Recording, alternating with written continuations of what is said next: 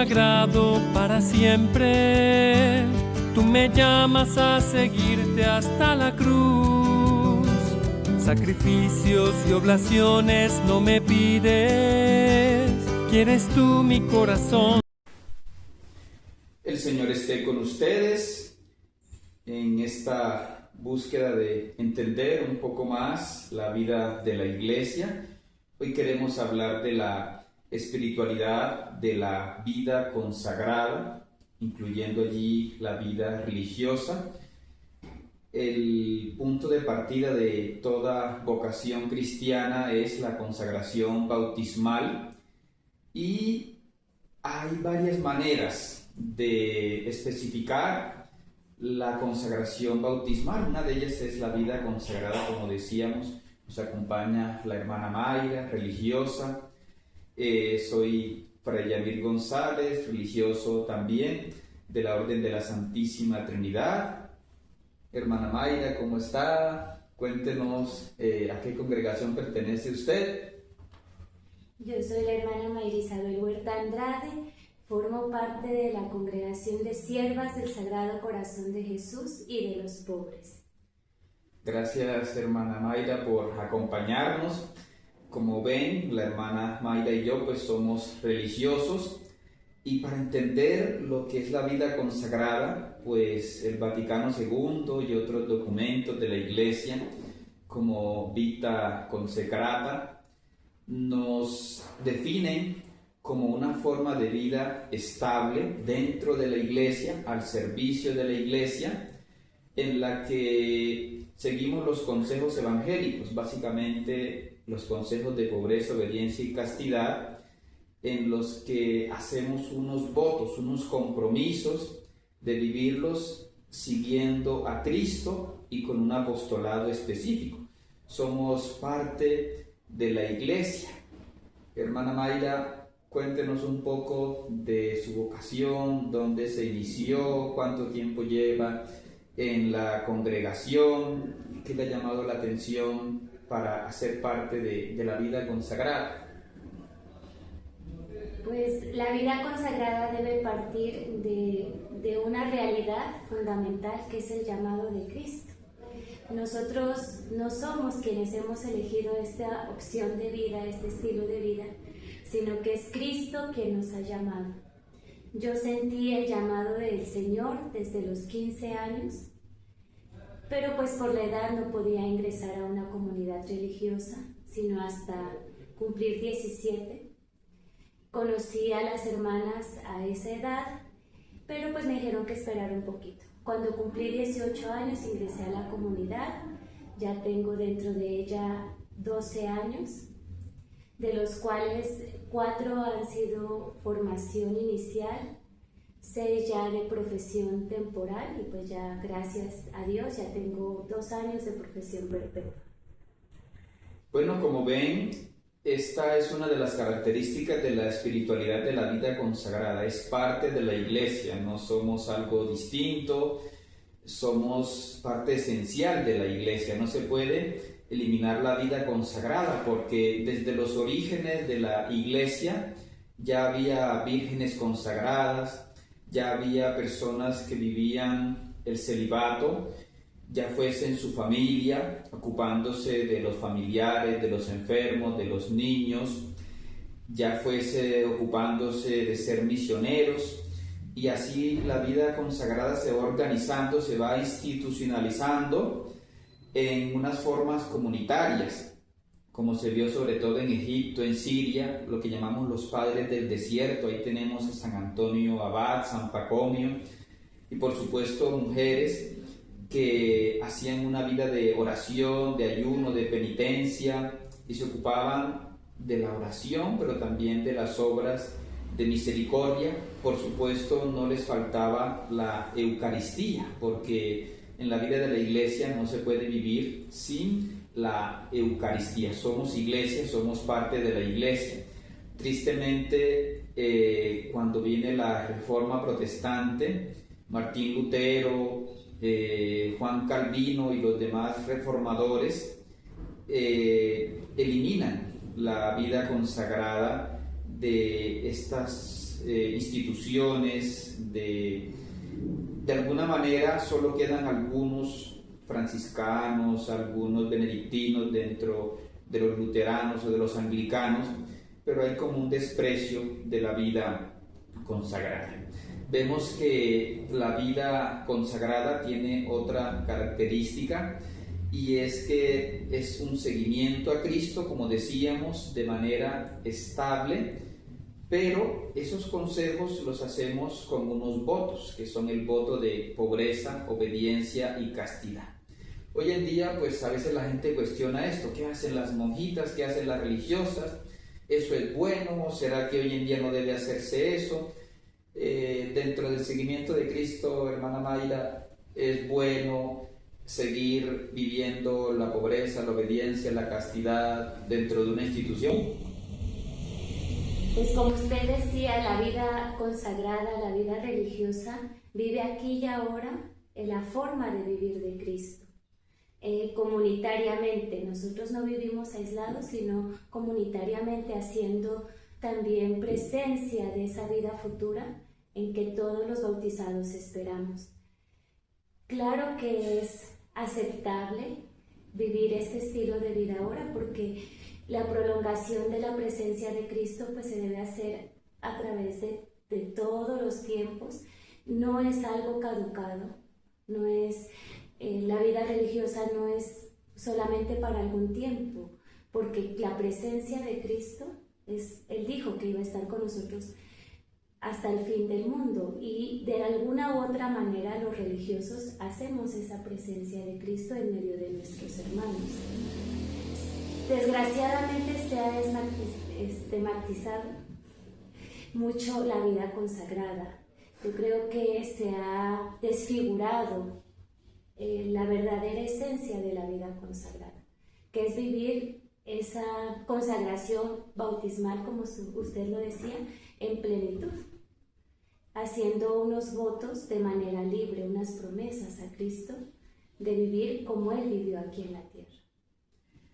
La hermana Mayra pues ha destacado una característica muy bonita, y es el ser signo, el ser un anticipo, incluso lo que llamamos escatológico, de vivir como Cristo, de ocasionarle preguntas a la gente, porque la gente va a preguntar: bueno, ustedes estudian, ustedes se preparan, tienen talentos, cualidades, ¿por qué no más bien formar una familia? ¿Por qué no más bien ganar dinero?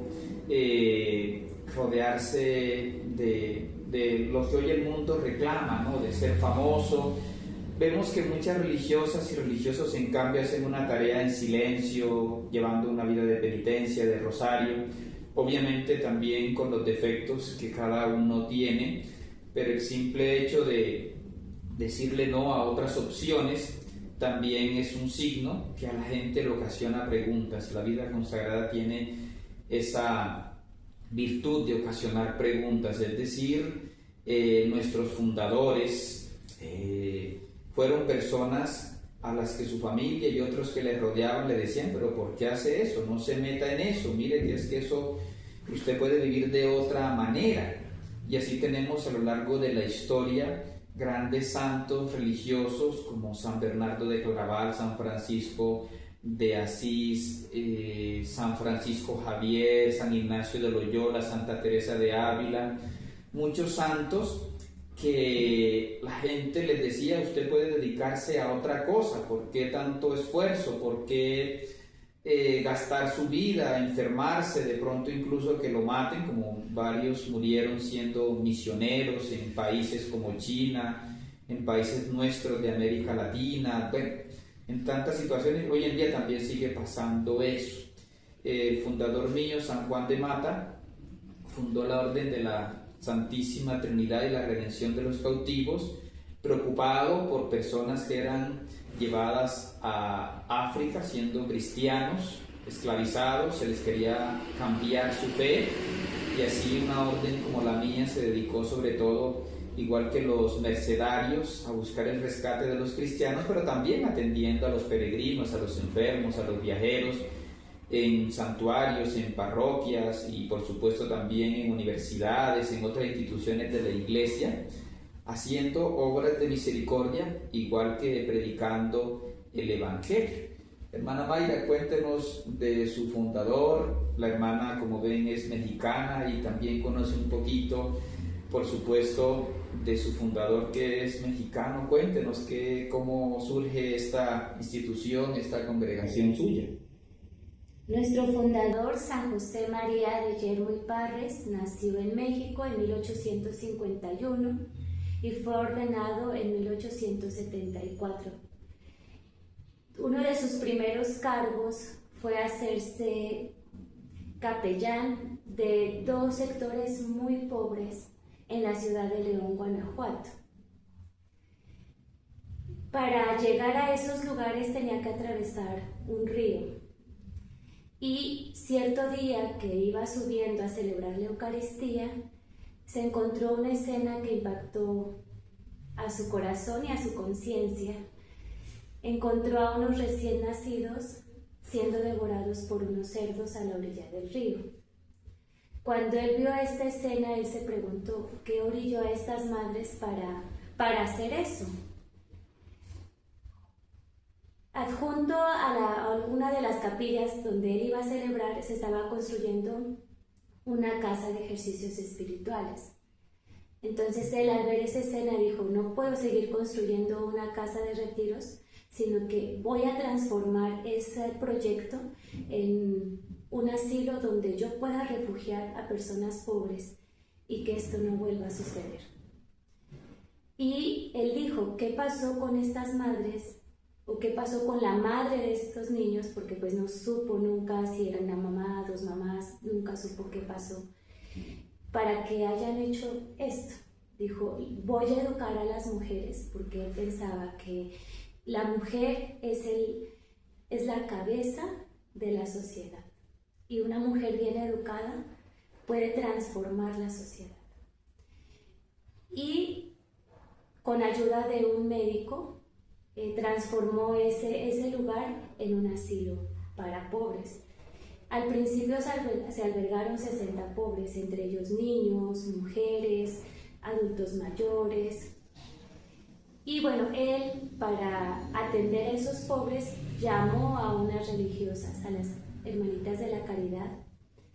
Pero como en ese tiempo había persecución religiosa en México, especialmente en ese estado, pues las hermanitas dijeron que si no podían usar hábitos, si no podían salir a pedir limosna, ellas no podían ir. El padre Yermo dijo, bueno, pues que detenía un poco la venida de las hermanitas, y mientras ellas llegaban a México, él convocó a algunas jóvenes que asistían a su confesionario a que le ayudaran a atender a estos pobres. La idea no era formar una comunidad religiosa, sino atender a los pobres. Y cuando vinieran las hermanas, que ellas se hicieran cargo del asilo. Sin embargo, pues estas jóvenes, que fueron 4, le empezaron a pedir un reglamento, un uniforme, le empezaron a pedir un horario, y poco a poco se fue conformando la comunidad como tal, fue tomando forma. Se fueron uniendo más jóvenes, empezaron a pedir más fundaciones al padre Yermo, y cuando se dio cuenta dijo, bueno, Dios puso, sin pensarlo, una comunidad religiosa en mis manos, y pues fue así como inició nuestra comunidad, el 13 de diciembre de 1885.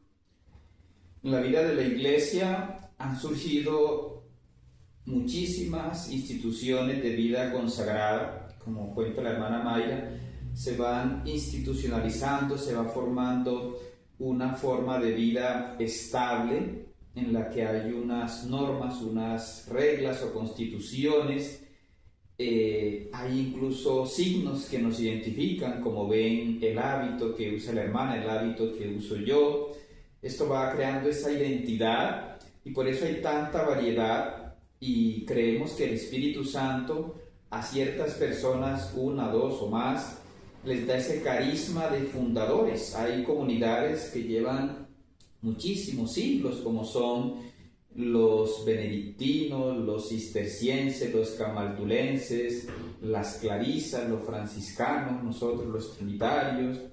Hay otras comunidades también que han ido surgiendo y que han hecho un inmenso bien a la Iglesia. Hay otras que han desaparecido. a veces porque se van acabando las vocaciones o por la fuerza bruta, como pasó con la Revolución Francesa, que destruyó conventos, disolvió muchísimas comunidades, prohibiendo de pronto aceptar candidatos, candidatas, y hubo comunidades que se recuperaron. La comunidad mía, por ejemplo, llegó a quedar con una sola casa cuando hubo lo que se llamaron las desamortizaciones, en los que gobiernos anticatólicos, con ayuda de masones y de otros, eliminaron conventos o les prohibieron recibir candidatos, y entonces esta realidad ha hecho que la vida consagrada pues se pegue más de Dios, porque Él es el dueño de la cosecha, Él es el dueño de la mies, y por eso le pedimos vocaciones a Él. Vamos entonces a dejar hasta aquí esta primera parte y vamos a continuar con una segunda parte. Eres consagrado para siempre, me llamas a seguir.